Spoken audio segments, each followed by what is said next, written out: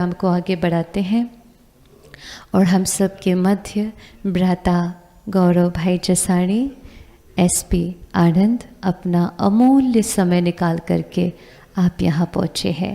इस प्रोजेक्ट और इस कार्यक्रम के प्रति चंद शब्दों में अपनी शुभेच्छाएं भी रखेंगे भ्राता गौरव भाई जसाणी।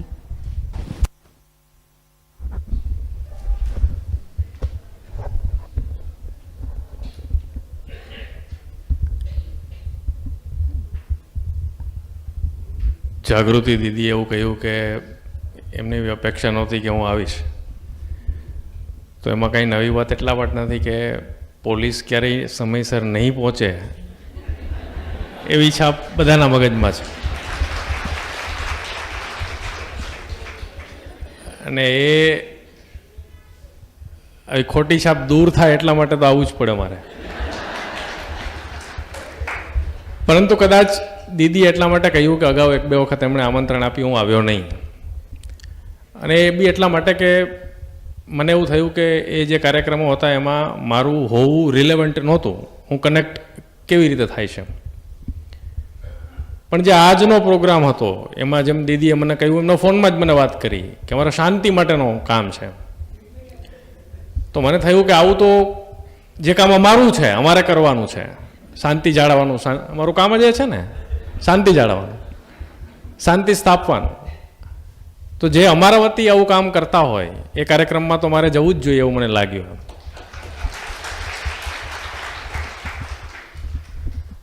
તો આજનો જે આ સમય છે, ખાસ કરીને જો તમે અમને પૂછો તો અમારી પાસે કેસે એટલા માટે આવે છે કે લોકો લડે છે એટલા માટે શાંતિ થાય.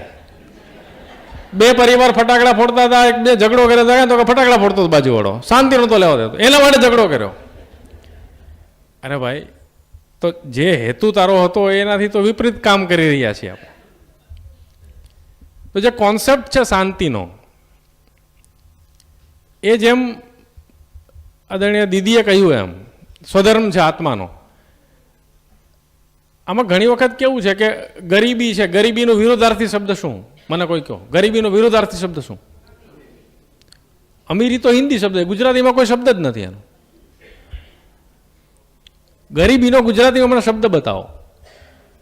બરાબર, ગરીબીનો કોઈ શબ્દ વિરોધાર્થી પરફેક્ટ છે જ નહીં. તમે સમૃદ્ધિ કહી શકો તો સમૃદ્ધિ તો અભાવનો પણ ઓપોઝિટ સમૃદ્ધિ થાય. તમે વિપુલતા કહી શકો તો અગેઇન જે છે નિર્જનતાનો ઓપોઝિટ પણ વિપુલતા થઈ શકે. એવી જ રીતે અશાંતિનો વિરોધી શબ્દ શાંતિ નથી. તમે અશાંત નથી એટલે તમે શાંત છો એ વાત સાચી નથી. એવરેજ લગભગ આપણા દરેક જે વ્યક્તિ અહીંયા બેઠો છે તો ખાસ કાંઈ અશાંત છે એવું કદાચ નહીં હોય એવું માની લઉં છું, પણ એનો મતલબ આપણે શાંત છીએ એવું પણ નથી. તો અશાંતિનો અભાવ, અશાંતિ નથી એટલે શાંતિ છે એવું નથી. શાંતિ માટે પ્રયત્ન કરવો પડશે. એટલા માટે કારણ કે આપણે ભૂલી જ ગયા છીએ. જેવી રીતે પ્રકૃતિ છે એમાં પોલ્યુશન, પ્રદૂષણ, તો પ્રદૂષણ તમારે દૂર કરવા માટે પ્રયત્ન નથી કરવાનો, તમે બસ કંઈ કરોમાં તો એ મેળે મેળે એ સ્વચ્છ થઈ જશે. આ પ્રદૂષણ તો આપણે કરેલું, આપણું ઊભું કરેલું છે.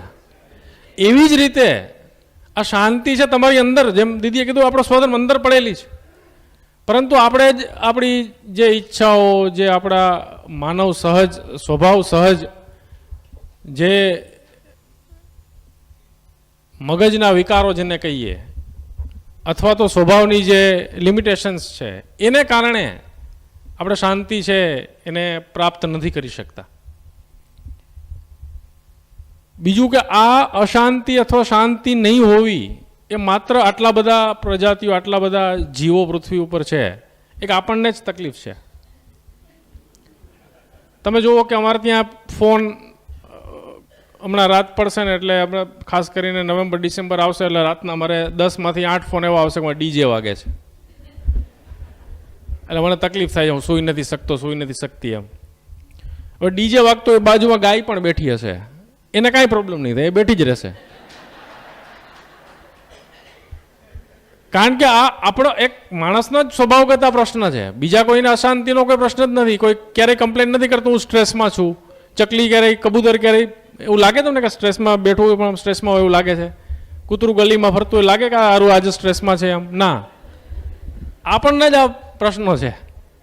અને એનું કારણ આ છે કે આપણે આ જે દોટ મૂકી રહ્યા છીએ પૈસા પાછળ, સમૃદ્ધિ પાછળ, પ્રસિદ્ધિ પાછળ, સફળતા પાછળ ખાસ કરીને, તો આ કેવું છે, પેલું લીંબુ ચમચી જેવું થયું છે આમ, કે તમારે આ બધું કરવું હોય એની ના નથી, એ કરવાનું જ છે, પણ સાથે સાથે જે બેલેન્સ રાખવાનું છે, નહીં તો કોઈ મતલબ જ નથી. લીંબુ પડી ગયું તો તમે કેટલી સ્પીડમાં ગયા હતા એનો મતલબ જ નથી. તો જે સ્થિરતા છે જીવનમાં, સ્વભાવમાં, આત્મામાં, એ સ્થિરતા ઇમ્પોર્ટન્ટ છે. અને એ ક્યારે આવશે? શાંતિ હશે તો આવશે. બાકી બીજું કે શાંતિનો નથી પૈસા સાથે સંબંધ. હકીકતમાં તો ઉલટું છે. તમે સામાન્ય રીતે ઓબ્ઝર્વ કરો તો માણસ જેટલો પૈસાદાર છે એટલું એના જીવનમાં વધારે અશાંતિ છે.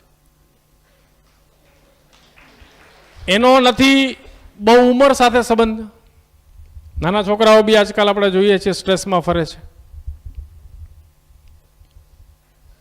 નથી એનો કોઈ કેરિયરના કોઈ ગ્રાફ સાથે સંબંધ, સફળતા સાથે સંબંધ નથી. એક આપણે જાણીતા પેલા ઉદ્યોગપતિ હતા, કેફે કોફી ડેના માલિક હતા, એમણે સુસાઇડ કરી લીધું. અબજોપતિ હતા. તો સફળતા સાથે કોઈ સંબંધ એમનો નથી. અને આ કોઈ પ્રશ્ન આજકાલનો છે એવો પણ નથી. મહાભારતના કાળમાં પણ યુદ્ધ પૂરું થયું પછી બધા હિમાલય બાજુ કે આપણે શાંતિ મળે એ બાજુ જઈએ. અને આખું તમે વિચાર કરો, ભગવાન શ્રી કૃષ્ણ શાંતિ નહીં સ્થાપી શક્યા, યુદ્ધ ક્યાં અટકાવી શક્યા? યુદ્ધ નહીં અટકાવી શક્યા. એના પોતાના કુળમાં શાંતિ નહીં સ્થાપી શક્યા. યાદવા સ્થળે આપણે શબ્દ વાપરીએ છીએ. એટલે આ પ્રશ્ન આજકાલનો છે એવું પણ નથી. પણ એના માટે તમારે એક વાર્તા, આપને એક સ્ટોરી છે. એક પિતા હતા, એ પિતાને 3 દીકરાઓ હતા અને પિતા ગુજરી ગયા. પછી એમની પાસે 17 ગાય હતી, 17. અને પિતા એક વિલ કરીને ગયા કે ભાઈ મારી જે સંપત્તિ છે, આ જે ગાય છે, એમાંથી અડધો ભાગ જે છે એ તમારે મારા મોટા દીકરાને આપવાનો, એમાંથી જે ત્રીજો ભાગ છે એ તમારે મારા બીજા દીકરાને આપવાનો, અને એમાંથી 9મો ભાગ છે તમારે મારા નાના દીકરાને આપવાનો. હવે ગાય હતી 17, અડધો ભાગ ન થાય, એનો છઠ્ઠો ભાગ, ત્રીજો ભાગ ન થાય, એનો 9મો ભાગ ન થાય. દીકરાઓ ઝઘડા, અશાંતિ થઈ ગઈ. બરાબર. હવે આ જે અશાંતિ થઈ ગઈ એ પરિવારમાં તો સોલ્વ થાય એમ હતી નહીં. એટલે ગામમાં એક સજ્જન માણસ હતો, વડીલ, એ આવ્યો અને કીધું કે શું પ્રશ્ન છે? તો કે ભાઈ આ પ્રશ્ન છે, બધા દીકરાઓ ઝઘડે છે, ઓલા કે હું આટલી લઉં, હું આટલી લઉં. એટલે માણસે કીધું કાંઈ વાંધો ને, કામ કરો, તમારા પિતા છે મારા બી ખાસ ભાઈબંધ હતા અને એમનું મૃત્યુ થયું, મને બહુ દુઃખ થયું, હું કાંઈ કન્ટ્રીબ્યુટ કરવા માગું છું, એક ગાય હું બી તમને આપું છું. એટલે હવે ગાય થઈ ગઈ કેટલી? 18. હવે કે ભાઈ શું વિલમાં લખ્યું છે? તો કે ભાઈ અડધી ગાય છે એ મોટા દીકરાને આપવાની. તો કે એમાંથી 9 ગાય આપી દો મોટા દીકરાને. તો ત્રીજા ભાગની ગાય છે એ બીજા દીકરાને દેવાની. તો 6 ગાય આપી દો તમે બીજા દીકરાને. 15 ગાય થઈ ગઈ. 9મો ભાગ એટલે કે 2 ગાય તમે દઈ દો ત્રીજા દીકરાને. 9 + 6 + 2 17 થઈ ગઈ. 1 લાવો મારી પાછી.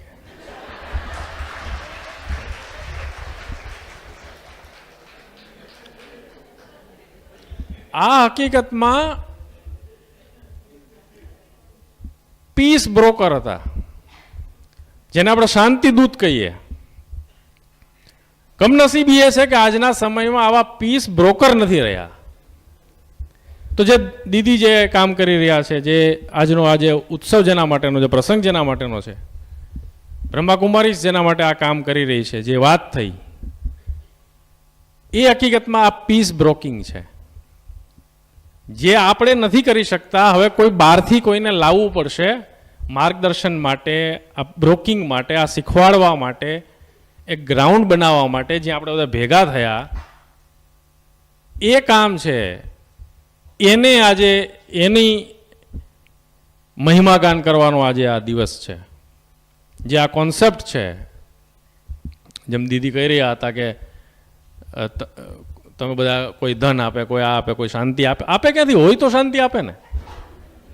એટલે પહેલાં તો આપણે લેવાની છે, પછી આપીશું ને. તો એ આજે કરવાનું છે. અને તમે વિચાર કરો, આ તો નામ છે દાનનું. દાનનું નામ છે. જેમ દીદી કહે ગલ્લામાં પૈસા નાખવાનું, શાંતિ મળવાનું તો તમને છે. આપણે દાન તો ખાલી આપણને સારું લાગે એટલે કદાચ કોન્સેપ્ટ લાવ્યા છે કે આપણને એમ થાય કે અમે દાન કર્યું. દાન નહીં, આપણે તો લઈ રહ્યા છીએ. તો એ જે આ કોન્સેપ્ટ છે અને જે શાંતિની જે મિનિટ્સ છે એકત્ર કરીને યુએનમાં મોકલ, વિશ્વને પણ જરૂર. ટ્રમ્પ છે એ પીસ માટે, નોબેલના પીસ માટે ઝઘડી રહ્યા. વિચાર કરો તો એને બી જરૂર છે. દીદી મને લાગે અમેરિકામાં કોઈ આપણું જો એકમ હોય તો ત્યાં બી એક પ્રોગ્રામ કરીને એને બોલાવવો જોઈએ. તો આ જે કોઝ છે એના માટે હું ફરી વખત ધન્યવાદ આપું છું જેમણે પણ આ વિચાર લાવ્યો અને જે અમલમાં મૂકી રહ્યા છે. આદરણીય શારદા દીદી જેવા બ્રહ્માકુમારીઝના સિસ્ટર્સ જે છે એમને હું ખાસ અભિનંદન આપું છું. અને આપણા સૌ વતી આ કાર્યક્રમ ખૂબ જ સફળ થાય અને વધારે લોકો આનાથી લાભાન્વિત થાય એવી શુભેચ્છા પ્રગટ કરું છું. આદરણીય શારદા દીદી જેમણા આજે આપણે માર્ગદર્શનનો લાભ મળ્યો, આજે આદરણીય જાગૃતિ દીદી જેમણે સુંદર આયોજન કર્યું, રાષ્ટ્રની સહકારી ધુરા જેમના હાથમાં જેવા માનનીય મિનેશભાઈ મારી સાથે છે, અને આયોજનમાં જે કોઈ પણ બ્રહ્માકુમારીઝ આણંદના સભ્યો છે આટલું સુંદર આયોજન કર્યું, સૌનો આભાર માનું છું. મને અહીંયા બોલાવ્યો, આટલું બધું સન્માન આપ્યું એ માટે અને મને સાંભળવા માટે આપ સૌનો પણ ખૂબ ખૂબ આભાર. Thank you.